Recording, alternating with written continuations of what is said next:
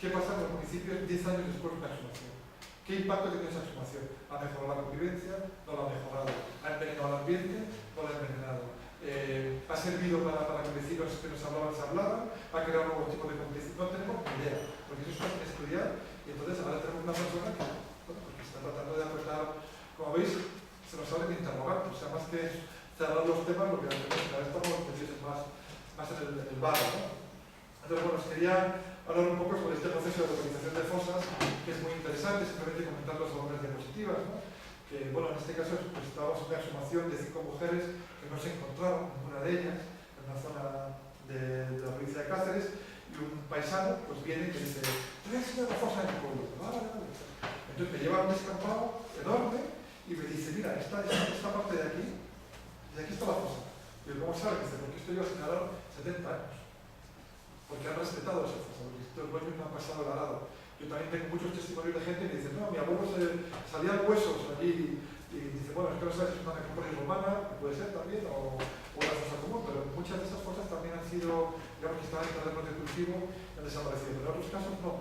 Esto, por ejemplo, nos llevaron, es una provincia de Ávila, en Guisando, nos llevaron estaba buscando la fosa y un pastor nos dijo, no, es que uno de ellos era cantero y grabó, sobre una piedra que había cerca, grabó las iniciales. Entonces estuvimos por ahí buscando la piedra y de repente uno con un palito le quitó el musgo a esta piedra y efectivamente aquí hay unas iniciales con una cruz de la persona, entonces la fosa está aquí. Entonces, esos son, digamos, otro caso. ¿Dónde está la fosa? Pues ahí en el pinar, claro, estos pinares o no existían o los árboles eran así. Entonces, para gente, tener en cuenta que hay un aspecto muy interesante que también lo habréis encontrado vosotros en el proyecto de los Jóvenes las Voces, es que estás hablando con personas ancianas sobre su infancia. Y son niños que están hablando sobre el cuerpo de un anciano. Y muchos de sus miedos son miedos infantiles. Y te cuentan, bueno, eso realmente es muy interesante sobre cuando ha habido un silencio de décadas, ¿no? Volver a un discurso infantil y articularlo como anciano es un proceso, a mí me parece alucinante, ¿no? Desde el punto de vista de los estudios de cómo se significa la memoria. Entonces, alguien, cuando estaba buscando, alguien dijo, pues no será que el tío X grabó una cruz en el árbol de al lado. Y de repente, ¡pum!, se encuentra aquí en este pino que la cruz ha crecido con el pino. Y ahora la cruz es así. Entonces, ahí se encontró la fosa, efectivamente. Entonces, muchas de las... hay que caminar mucho por los bosques, por los campos, para encontrar estas zonas comunes, porque la memoria... Esta es una de los Monteros en Burgos, que me viene para... no sabía que la había puesto aquí, para ilustrar lo que os había comentado antes. Esto es una expansión del pueblo. Y esto es una calle nueva, pero por motivos que todavía desconocemos, el alcalde de aquella época decidió respetar la fosa común. Entonces la mitad de la fosa estaba en un chalet, que también estaba respetada por dentro, se tiró el muro, se sacó una de cuerpos, salió hasta el país y ya se hizo una de sus profesiones sobre esta fosa común. Pero es que si no hay una sensibilidad del pueblo, están ahí los obreros, están unos huesos, tira para adelante, ¿no? No llevas algo patrimonio, ¿no? O sea que ese tipo de juego también lo hay mucho con las ruinas, ¿no? Pero en este caso se preservó la fosa común, pero esto nos indica la cantidad de ellas que han desaparecido, porque fijaros que esta mitad, o sea, justamente es lo que es el límite entre una propiedad privada y una acera, ¿no? En un municipio en Burgos, ¿no? Esto tiene que ver con la portada de mi libro también, que esta es María Martín, que es una mujer que ya murió, es espectacular, ¿no? Y esta es la foto que está en la portada de mi libro. Ella siempre murió pensando que su madre estaba debajo de la carretera. Pero esta es una carretera, la 501, que ha sido desdoblada en varias ocasiones, ¿no? Y la fosa ya no existe, ¿no? Pero ella siempre iba con sus flores, las tiraba a la carretera. Entonces, bueno, es algo realmente sorprendente, ¿no? Porque nosotros la acompañamos ella algún día, unos del pueblo al lado habían puesto de Bernardo, que es un pueblo, habían puesto fosa común del 36, ahí con spray, al lado de la carretera y tal. Entonces, bueno, pues son como lugares de memoria espontáneos, ¿no? Que a veces parece como que son imperceptibles, o que si no estás ahí no te das cuenta de que esto existe. Y para mí, lo que está haciendo esta mujer, de nuevo, por esa tensión entre la Virgen de Chilla, que iba colgada aquí, ¿no? Y su luto católico, y este toque republicano, el ramo de flores, ¿no? de abrir.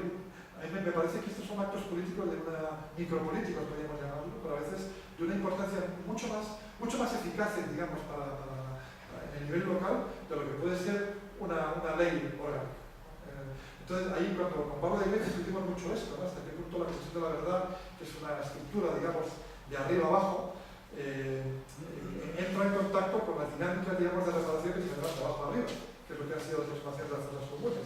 Es decir, podemos incluso hablar de una justicia transicional o de una Comisión de la Verdad de abajo arriba, ¿no? En cada pueblo, que alguien que se ha abierto una fosa, se ha tenido que discutir sobre los muertos, sobre los perpetradores, sobre todo cosas que se hacen en comisiones de la verdad y que aquí se han hecho espontáneamente en torno a las circunstancias, ¿no?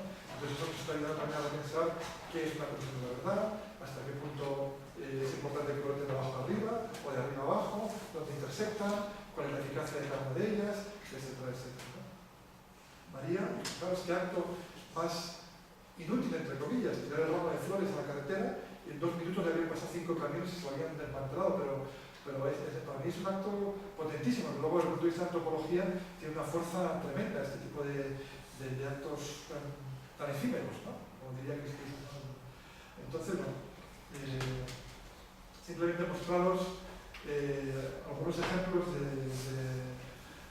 bueno, es una exhumación que se hizo en el año 2006 en una pedanía de Ciudad Real, y esto fue el forense que me dijo esta exhumación empezó porque llegó una carta, que es la única carta que tenemos de un perpetrador, una carta anónima del año 2000, en el año 2006 fue esto, pero la carta es del año 2004, de una persona. Tenemos un libro publicado, este está online en nuestra página web, lo podéis descargar íntegro en PDF, y está la carta, y por eso es esta carta, escrita a máquina, con un garabato al final, dice, estando yo, es una fusionamiento en el 41, entonces digamos que puede ser soldado de reemplazo, eso no... Sí, creo que voy a hacer nada, ¿no? Entonces, bueno, el forense se puso en marcha el proceso y el forense me dijo, bueno, yo para ir, alguien me tiene que decir, aquí está la fosa, aquí está la fosa, esto es lo que...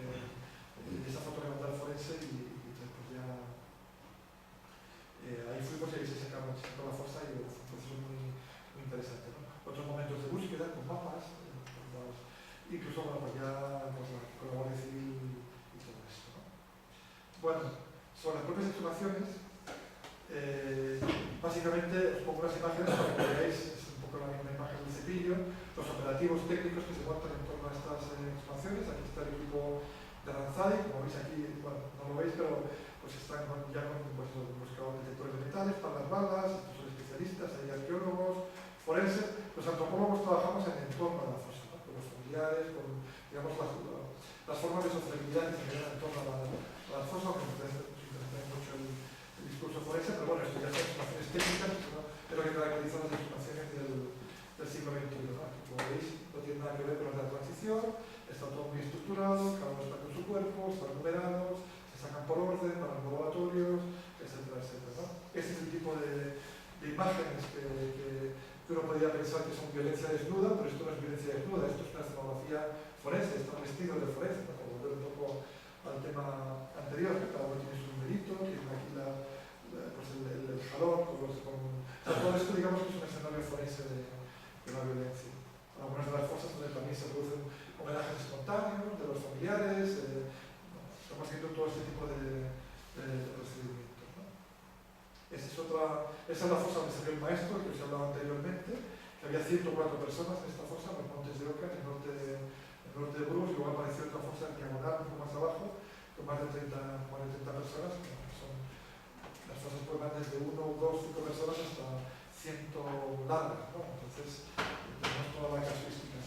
Y los objetos personales, quizá entre ellos los más llamativos son los relojes, porque de alguna manera, aunque no es verdad, simbolizan la hora de la muerte, el funcionamiento, pero ahora los laboratorios fusilares, el reloj puede seguir funcionando mientras se acuerdan, pero está un poco la idea de que la trauma de pues a los familiares impacta mucho, es las 10, o las 12, o las 11, y los lapiceros. Los lapiceros es algo, sobre todo cuando fueron sacas de cárceles, y tenían esos lapiceritos que se metían aquí debajo para escribir notas así clandestinas, como aparece un lapicerito en una fosa común, o unas lentes, o bueno, son objetos que realmente generan muchísima...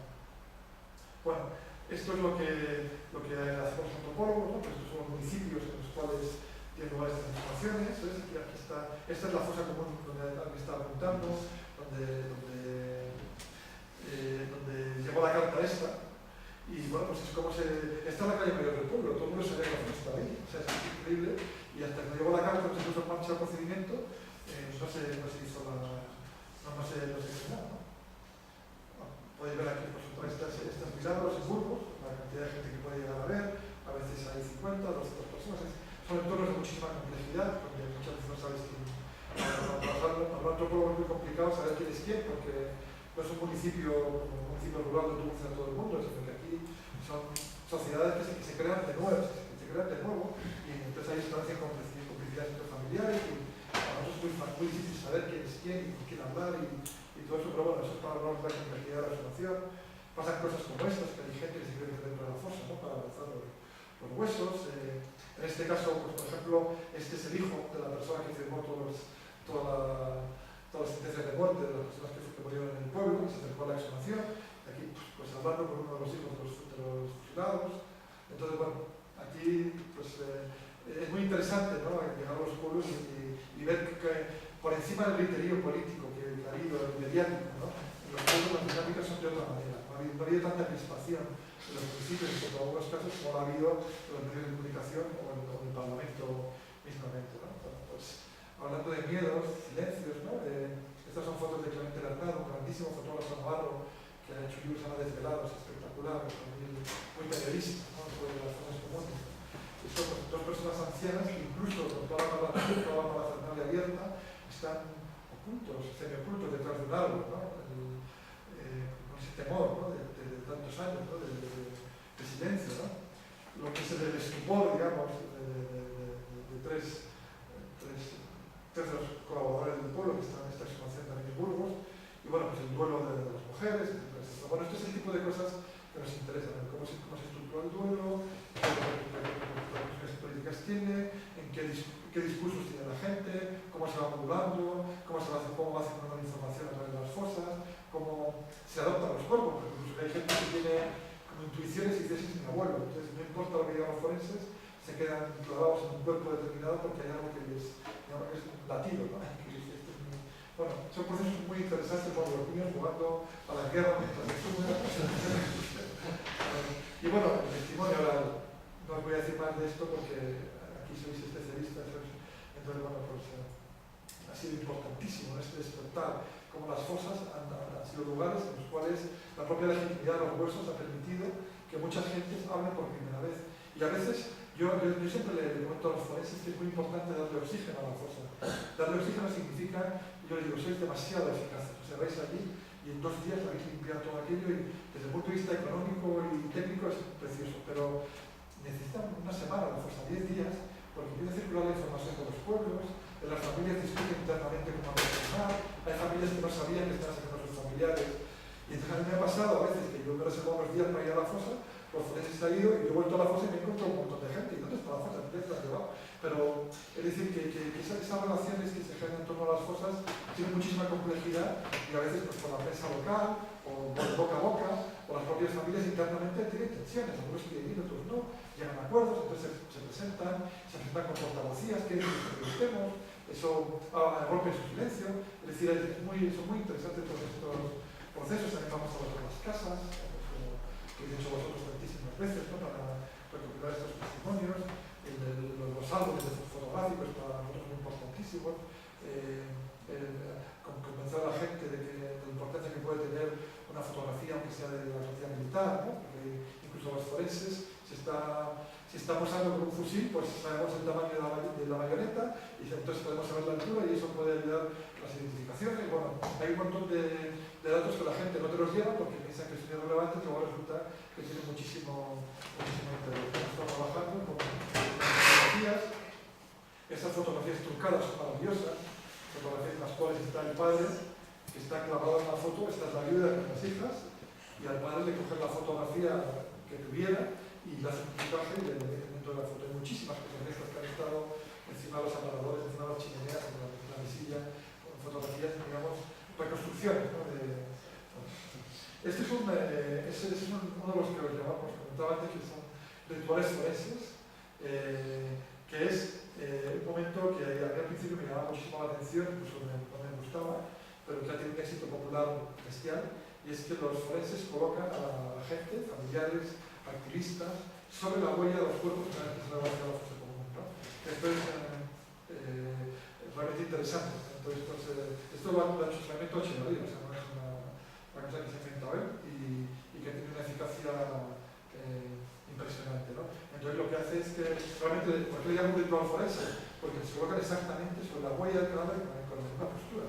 Y ellos hablan de una reconstrucción para que la gente pueda visualizar cómo quedó la fosa cuando los tiraron. En este caso, fijaros, aquí estamos hablando de un castigo que no solamente fue la ejecución en el año 41 tras el Consejo de Guerra, sino que este es el antiguo cementerio, están enterrados en el eje norte-sur, que es un eje, digamos, transgresivo dentro de un cementerio, y están enterrados 7 boca abajo. La posibilidad estadística de tirar 7 cuerpos y que caigan boca abajo es de millones de eso. Están colocados boca abajo precisamente para impedir, para marcar, digamos, su expulsión no solamente de la comunidad de los vivos, sino también la expulsión de la comunidad de los muertos. Si tú los entierras boca abajo, norte-sur, en mitad del campo, vale. Pero si haces dentro del cementerio, estás rompiendo digamos, todo el protocolo les estás impidiendo participar de la resurrección, por ejemplo, ¿no? Porque están boca abajo, no pueden, y tienen que estar en el eje norte-sur, etcétera, etcétera. Entonces, pues cuando se abre la fosa, ese tipo de cosas, te das cuenta de que todo el pueblo que es enterramiento. Y este castigo no solamente fue la muerte, sino también fue la muerte simbólica. Y la imposibilidad de recuperar esos cadáveres dentro de la comunidad de muertos. Como sabéis, en muchos municipios, el cementerio tiene muchos más pobladores que el pueblo. Bueno, estos son los rituales espontáneos que se dan en torno a las exhumaciones. En un principio, estas fosas comunes no había rituales estructurados, la gente llegaba allí y no sabían qué hacer. Tener en cuenta la dificultad que tiene cuando recibimos en nuestra familia hay la muerte, desgraciadamente. No hay una muerte pues, por un accidente de tráfico, por edad, por enfermedad, por cualquier motivo, ¿no? Activamos inmediatamente un protocolo, vamos a la funeraria, en la funeraria nos dan una serie de opciones, muy interesante también, que os metéis a la página de la funeraria, que si el ataúd con crucifijos y crucifijos de tanto dinero, de tal otro infinito que cuando operación, pues es que te dan todas las posibilidades.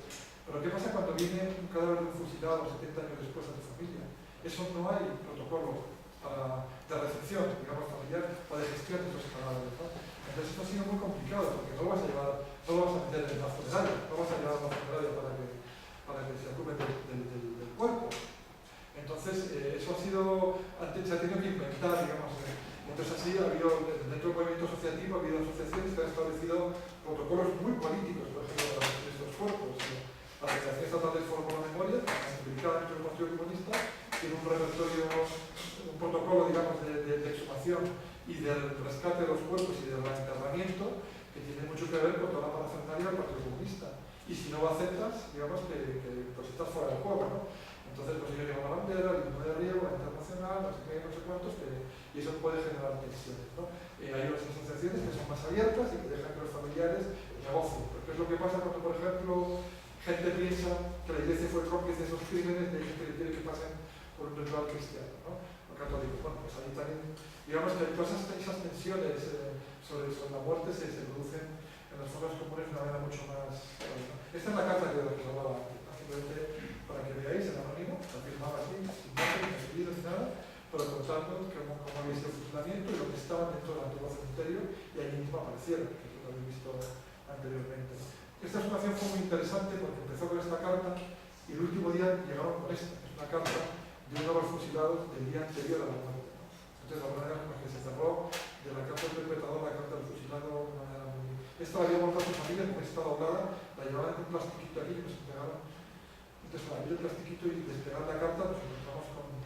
Él era analfabeto, es una carta que está dictada a una persona el día antes de ser un compañero, ¿no? Y ese es el Consejo de Guerra, donde luego nos enteramos de que se les acusaba de todo, ¿no? El tipo de documentación que a veces conseguimos, que es una documentación de tipo historiográfico, que es un certificado de una prisión, y por ejemplo, simplemente el hecho de encontrar la huella dactilar tiene un valor extraordinario, ¿no? para los familiares, ¿no? El hecho de poder acceder a esa huella dactilar. Entonces, con estas fotografías, digamos que nosotros nos manejamos entre los familiares y tiene bastante interés, ¿no? Bueno, hay un momento final, si queréis con esto ya acabamos. Hay por supuesto muchísimas más cosas de las que podemos hablar, y es el retorno a los municipios. Antes de esto, cuando se hace una exhumación, lo que ocurre es que los cuerpos se llevan a los laboratorios forenses, cuando lo hay, porque hay veces que son devueltos sin pasar por el laboratorio. En el laboratorio estos cuerpos son procesados, que es lo que yo llamo, dentro de estas vidas de ultratumba, la vida científica de los cadáveres, ¿no? Es decir, cómo se tratan los cadáveres, cómo se representan, cómo se dibujan, cómo se expresan, digamos, en retóricas científicas, en estos informes forenses. Y una vez que este informe forense está cerrado, se devuelven a los municipios, en algunos casos identificados, en otros casos sin identificación. Aquí lo que ha sido muy importante ha sido la llegada de la posibilidad de la identificación con ADN. Eso ha sido algo que tiene mucho que ver con el efecto SSI, también, del que hablamos anteriormente. Entonces, ¿qué ocurre? Que al principio nadie pretendía llevarse el cuerpo de su familiar. Lo que querían era trasladarlo del lugar del crimen, en la mayor parte de los casos, al cementerio. Y luego ya en el cementerio negociaban si querían que fuera con cruz, sin cruz, con un lema republicano, un lema republicano, con una bandera, que haya relación entre los familiares, una cosa híbrida, ¿no? Pero una vez que empezó el dinero del Ministerio de la Presidencia, del año 2006 al año 2012, hubo unos 20 millones de euros de dotación por parte del Estado para proyectos de memoria histórica, que no solamente fueron exhumaciones, otras muchas cosas más, ¿no? Esto se dio la posibilidad de financiar ADN. Y fue en ese momento en el cual mucha gente empezó a pedir el cadáver concreto de su familia, ¿no? Y ahí se rompió esta dinámica, digamos, del entierro colectivo. Lo que pasa es que no ha habido financiación, ha sido un proceso muy frustrante, el Ministerio de Justicia nunca puso a disposición de los equipos técnicos su software que es el que utilizan con Interpol, ¿no? para mover los ADN de delincuentes de todo tipo, ¿no? Pues el Estado jamás asumió en España, igual que en Argentina sí que lo ha asumido, en España no lo ha asumido, por lo tanto se hizo un poco casi poniendo los perfiles, o sea, se podían pagar en algunos casos, pero cuando había un error ya no había dinero para pagar un segundo análisis, entonces esto ha generado unas expectativas que han frustrado a muchísima gente que esperaba poder recibir el cuerpo concreto y se tiene que conformar con un entierro colectivo, cuando al principio los entierros colectivos eran... Digamos que la llegada al ADN que causó mucho ruido, mucha distorsión dentro de todo el movimiento memorialista. Entonces, bueno, estos son algunos de los actos, por ejemplo, cuando se organizan estos rituales de devolución de cuerpos en los municipios, que han estado muy fuera del foco mediático, porque es verdad que lo estábamos comentando antes con Gustavo, ¿no? que el centro de la escenografía se llevó a la exhumación, pues por el morbo de los huesos, por la fascinación cristiana de las reliquias, por el efecto CSI o por la suma de todo este tipo de cosas, pero ha habido procesos de memoria tan o más interesantes que las exhumaciones. La cosa es quién se lleva la foto, la profundidad del proceso y los procesos semejantes que hay. Y la devolución de restos, por ejemplo, ha quedado un poco fuera de juego, porque me parece que es el momento quizás crucial de devolución a los municipios, ¿no? En este caso, por ejemplo, Villamayor de los Montes, aquí pues pusieron unos paneles con fotografías de las presentadoras de nuestras fusiladas. Entonces, eso generó un espacio público donde la gente, pues estos serían sus padres o sus tíos, los que están en las fotos, y discutían, y ahí se generó un espacio de debate memorialista, ¿no? que no había existido nunca y no hubiera existido si no hubiera habido esa exhumación. Siempre que se puede, las asociaciones tratan de que se devuelvan en sede municipal. Ya puede ser en el centro cultural o incluso si es posible en el ayuntamiento, y que haya la máxima presencia de autoridades. Tener en cuenta que Franquero, que ha hecho la ley de memoria, etcétera, fue a Mauthausen, donde hubo muchísimos españoles, ¿no? Republicanos que vinieron a Mauthausen. Estuvo en Mauthausen en una ceremonia, en una aniversaria, pero nunca llegó a bajar una fosa común.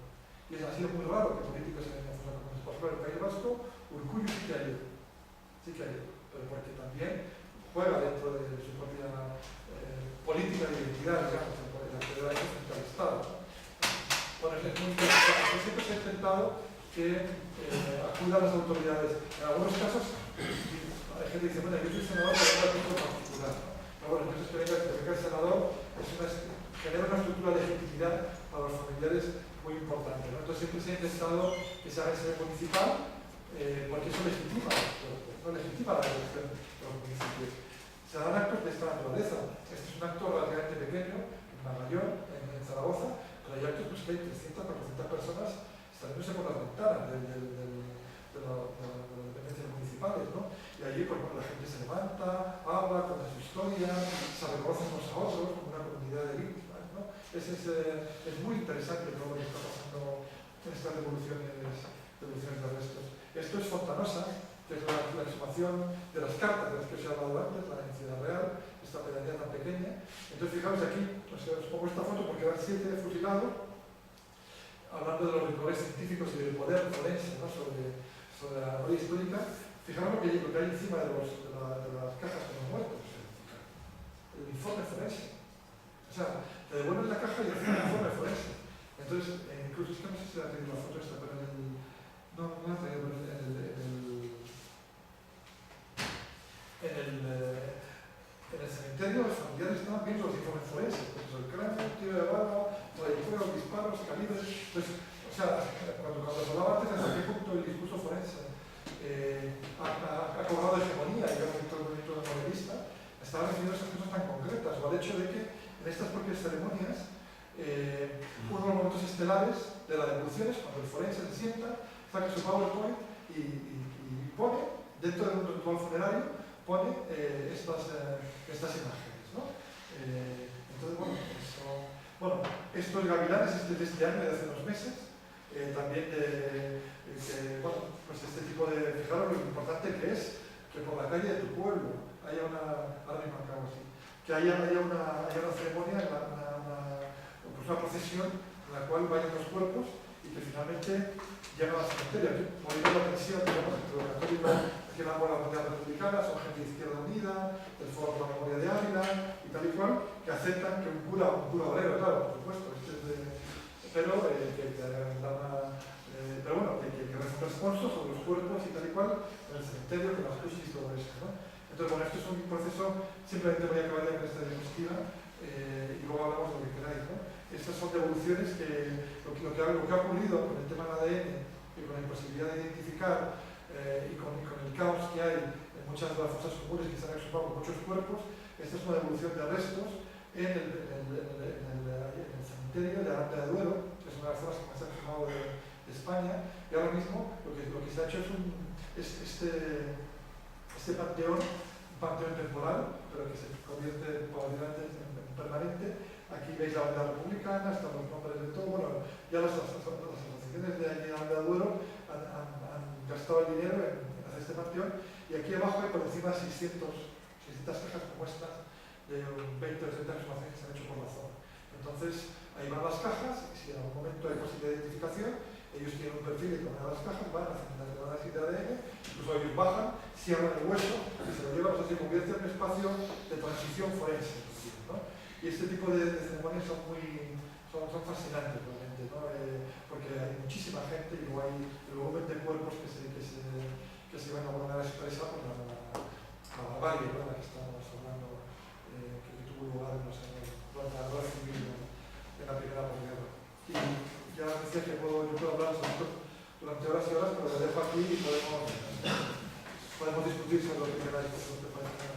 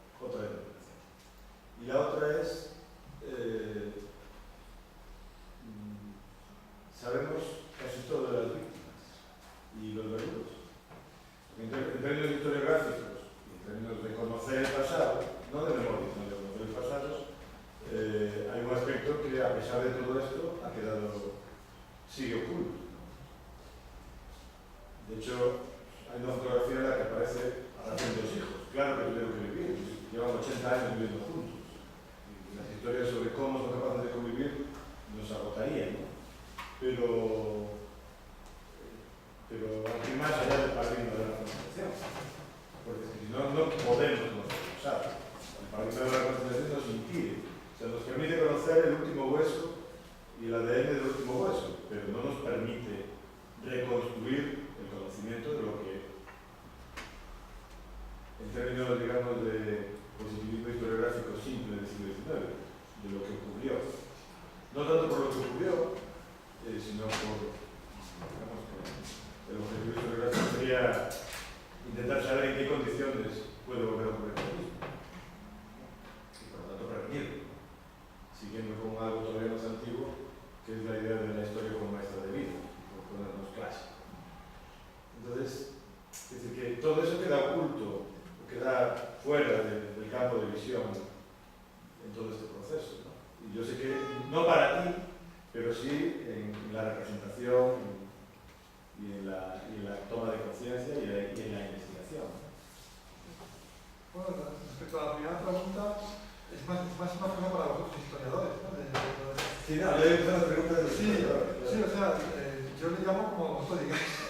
No, pero la pregunta es, ¿a ti no se te plantea que hay que tal vez preguntar si le podemos seguir llamando de la... Me lo planteo tanto como que las dudas que me genera que se diga que es un genocidio o que Paul Preston diga que es un holocausto, como ha titulado su último libro. Javier Rodrigo dice politicidio. ¿Con qué nos quedamos? Que si son términos muy cargados, ¿no? Y a veces se usan en el espacio público de una manera muy indiscriminada, ¿no? El movimiento asociativo es muy tendente a maximizar, ¿no? Entonces, la palabra genocidio está como consolidada, pero claro, genocidio, también la palabra genocidio tiene una historia, no es un abstracto, es una palabra que yo soy muy construccionista en ese sentido, ¿no? Me parece que los conceptos además están en continua transición, ¿no? Entonces, fíjate si nosotros, claro, lo comentaba Gustavo, reconciliación, ¿qué hacemos? Te ponemos las comillas. Esto, represión, te ponemos las comillas. Que a lo mejor este relativismo, dice, no, aquí ya están los relativistas y tal. Sí, pero más que nada es porque a veces tenemos parece como que las palabras vienen dadas, ¿no? Y no vienen dadas, las palabras tienen una historia. El propio concepto de reconciliación significa cosas muy distintas para ti y para mí, o para un gallego y un vasco, porque la forma de concebir la guerra misma, ¿no? Del nacionalismo vasco no tiene nada que ver con la castellana. Entonces lo que están homenajeando o que quieren reparar es otro tipo de cosas, es otro tipo de sujeto histórico, otro tipo de sujeto político. Y por lo tanto, la reparación. Entonces, nosotros no es que digamos, no se puede hablar de reparación en abstracto, el que quiera que lo haga, ¿no? Pero lo que tratamos es de ver el contexto en el cual se utilizan este tipo de conceptos. Y tan incómodo me resulta a mí muchos de los términos que se usan, digamos, de sentido común dentro de este tema, que me he inventado la palabra subtiago. O sea, la palabra subtiago no existe. Yo trabajo en el Instituto de Lengua de Literatura y Antropología y le pregunté a mis amigos filólogos, o sea, está bien construida la palabra, pero sí, subtierro por debajo de la tierra. Es decir, yo quiero vincularlo al destierro, al trastierro, y el subtierro es otra experiencia de la derrota.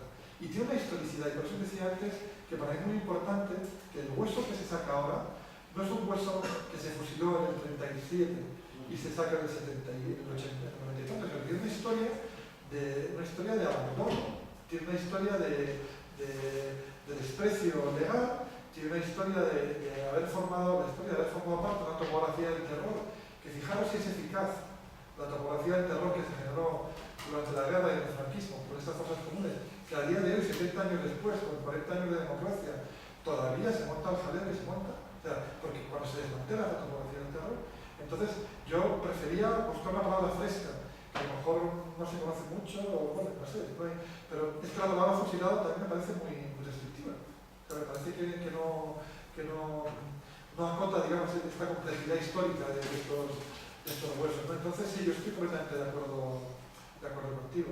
Y la segunda pregunta era más que nada sobre... No, de los verdugos no aparecen. Sí, o sea... no aparecen en general, no nos aparecen. Una cosa que nos ha llamado la atención en el artículo este que estabas comentando sobre la revista Interview es que la revista Interview suelta los nombres de los verdugos. Y de hecho... Perdona, por completar la pregunta o la afirmación, ¿no? Es que todo el mundo los conoce. En todos los pueblos todo el mundo los conoce, es una de nuestras conclusiones. Igual que todo el mundo sabe dónde estaban las víctimas, aunque no lo diga, y dónde estaban las cosas, absolutamente todo el mundo sabía quiénes eran los cosas. Con un error del 10%. Y eso es lo que vemos en el interview. Eso, por eso interview, pues el director de interview iba semanalmente a los juzgados, ¿no? No solamente por el tema de las fosas, sino su trabajo era en el juzgado. Por el tipo de escándalo, bueno, pues también que si el caso Manús, que si el caso Minader, que bueno, un montón de cosas que no están en el Rosón. El caso Rosón, aquí no pues, os afecta más a vosotros, en tiempo, ¿no? Entonces, es verdad que no ha habido, la única, el único dato que tengo sobre arrepentimiento es la carta esta que os he enseñado. Y esta carta es del año 41, podría ser un soldado republicano. Nosotros tenemos publicado en el año 78 en Las Pontes para que cobre la pensión el hijo de un fusilado, van a ver a la Guardia Civil que les cuenta y les enseña dónde y su gran, digamos, con el curso. Y yo no estuve en el último momento. Y él les enseña, está jubilado, vive en Lugo, van a verlo y les dice dónde están los cuerpos. Habrá muchísimos casos. Sí, la iglesia no ha sido muy incomodadora precisamente en todo esto. Mientras que al tiempo están sacando sus propios mártires, que no olvidéis que España tiene el récord mundial de viajes de mártires, son de la guerra civil, aunque le llaman del siglo XX, para que no se pero son todos de la guerra civil. Le siguen muy de lejos los cristianos mexicanos, ¿no? Y las dos beatificaciones más grandes de la historia de la cristiandad son beatos de la guerra civil. Una que hubo en el 2008, creo, que fueron casi 500, y en Tarragona hace un año y medio así hicieron otra, que en el Teatro Romano, cerca del Teatro Romano, porque hay un mártir de los romanos que van los cristianos y tal y cual, bueno, pues allí ya superaron el récord anterior, ¿no? Entonces, para que veáis que la iglesia no está quieta, o sea, por un lado habla de las iglesias heridas y de siguen con su dinámica. Pero es verdad que los perpetradores, incluso interview, yo no aceptaba a los perpetradores, o sea, hacer esquemas no estaba, pero víctimas perpetradores, y con eso, con los nombres y apellidos, ¿no? Claro, los propios reporteros de interview dicen cometimos errores, es lo que nos decían, vete a saber, que tampoco hubo juicios o que serían otros menos y otros nada, ¿no? Pero el caso es que cuando se habla de justicia transicional y de los verdugos, los perpetradores, están ausentes en el relato español, están ausentes. No solamente es que no puede llegar a la justicia, sino es que son como innombrables. Es algo que cuando hablamos de la larga noche del franquismo y ese tipo de metáforas que a veces se usan, pues ahí sigue esa historia que ese tema no se toca, ¿no? Y Villalonga creo que es uno de los pocos que ha dicho que el partido de fusilamiento, porque se supone que no le quería llevar al frente, entonces, o sea, que hay algunos casos, pero muy, o sea, no hay una estructura, digamos, de confesión. Hay una investigadora muy interesante, Liz Payne, que es británica, que trabaja en la Universidad de Oxford, en la Universidad de Pensilvania, que tiene un libro sobre confesiones, en confesiones de la verdad. Y quería hacer un capítulo sobre España, ¿no? Porque en el caso sudafricano, que os he puesto antes, a cambio de las confesiones en directo y en televisión, se les reducían las penas a los perpetradores. Entonces me dicen, ¿quieres hacer un caso de confesiones en España? Y digo, pues lo tienes en chino. Porque aquí, o sea, hay 3 anécdotas, pero no hay una estructura de confesión. No ha habido, bueno, sí que la ha habido en algunas confesiones de la verdad, ¿no? Gente que diga, yo hice esto, cometí tales crímenes, en tales condiciones, no sé cuántos, o incluso la pérdida de perdón, que también el concepto de perdón, lo ponemos entre comillas, ¿no? Pero sí, es una complejidad que existe en Tengo una pregunta sobre el tema de las víctimas, que vas a comentar el cambio, ¿no?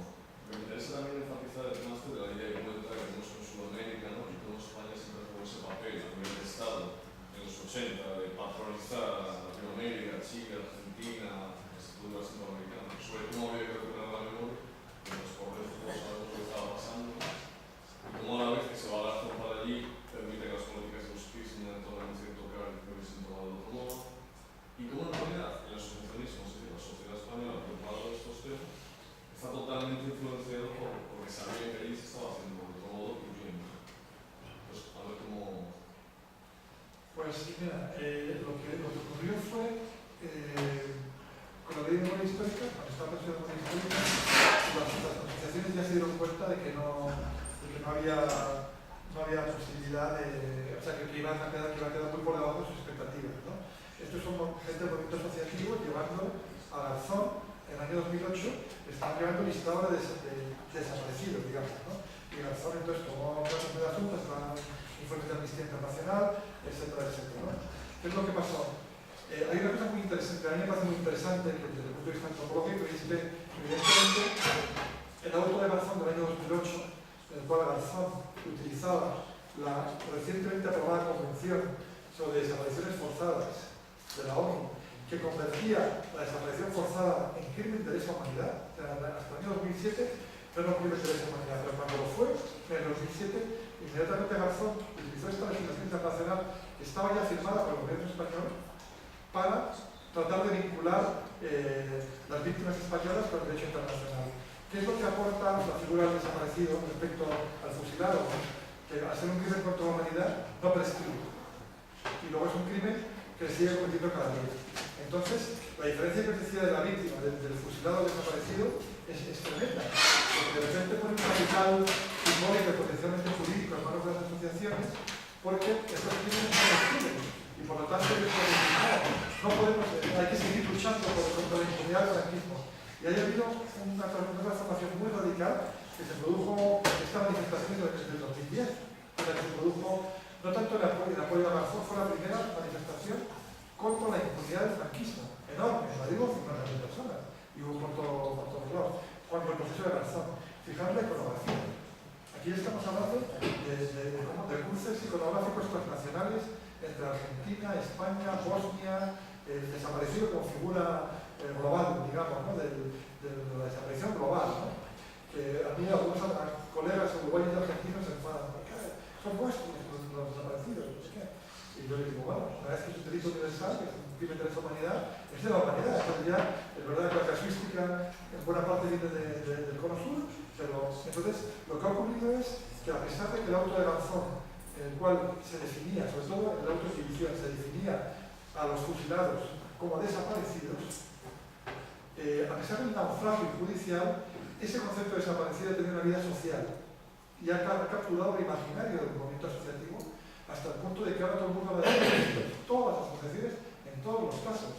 Y vas incluso a los municipios ya calado. Entonces cuando fijaros como la reaparición, entonces ya es una metáfora porque el poder, digamos, la eficacia, el poder simbólico prestado de la figura internacional de crimen de lesa humanidad del desaparecido es muy superior a la del fusilado. Aquí hubo mucho más eficaz desde el punto de vista legal, político, simbólico, judicial incluso, y por eso se va a Argentina a hacer la querida Argentina.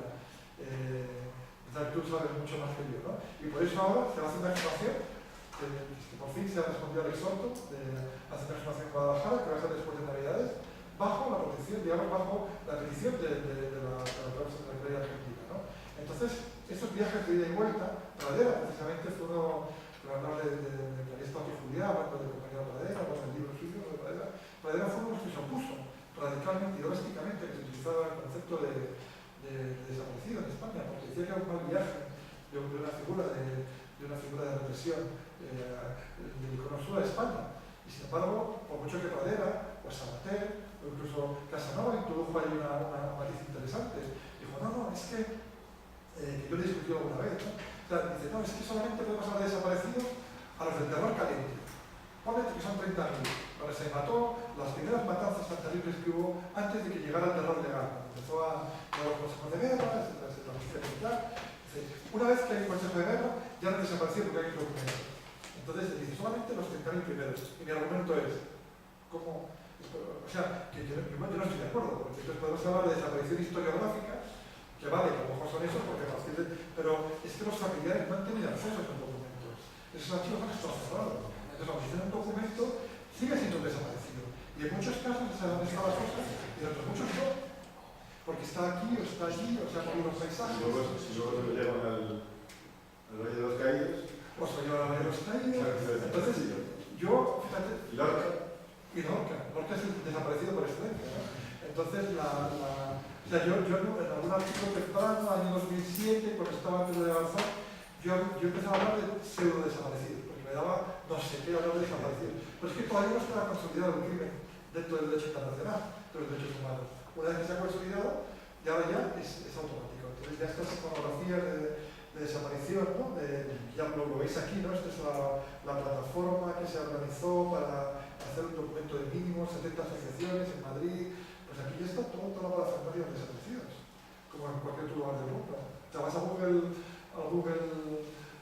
y pones for disappearances y te aparecen este tipo de imágenes, ¿no? De los interrogantes, las siluetas, las caras, etcétera, etcétera. Eso es muy interesante, esa transformación de la víctima, ¿no? del ciudadano desaparecido. Independientemente de que hay gente que la ha criticado y con razón y que se utiliza de manera promiscua, ha capturado el imaginario de tal manera, el imaginario del movimiento memorialista, que está aquí para quedarse, para bien y para mal. O sea, yo no digo que no estoy, o sea, es decir, que yo soy crítico también. Está ahí, existe, hay que lidiar con ello. Pero es muy interesante ese tema. Mira, Espera. perdón, un segundo. Nada. Ya se respondió a la pregunta, tenía que ver precisamente con lo que decía el compañero, ¿no? Con esa transición también semántica y judicial del paseado, del fusilado y al desaparecido. Y luego, aunque sea cambiando un poco así de tercio, algo que mencionaste por encima y que me parece muy interesante y también en el libro, ¿no? Dado que todo esto se va responde a un proceso de abajo arriba, de la sociedad civil movilizada, que en ese tiempo legal está en la vanguardia, ¿no? De este proceso memorialista. Esa disputa entre la gestión de lo que es la gestión de esa comunidad de muertos, ¿no? Entre, digamos, la manera de hacer de la RNH, de la Sociedad de Representación Histórica, y del Foro para la Memoria en cuanto a la gestión de los muertos, ¿no? Unos que defienden ese lugar como que debe ser un lugar inmóvil de memoria, ¿no? Cosas así, y otros que gestionan tratados, cementerios. Simplemente si puedes comentar muy brevemente cuál es la actualidad de esa disputa, sobre todo entre los movimientos, de las dos alas del movimiento. Sí, es muy complejo y incluso yo te diría que a veces está muy duro, ¿no? Las tareas que han tenido dentro del propio movimiento memorialista. Yo trabajo con todas las asociaciones y a veces me encuentro en fuegos cruzados, es muy difícil mantener ahí equilibrios con todo eso, ¿no? Pero hay incluso una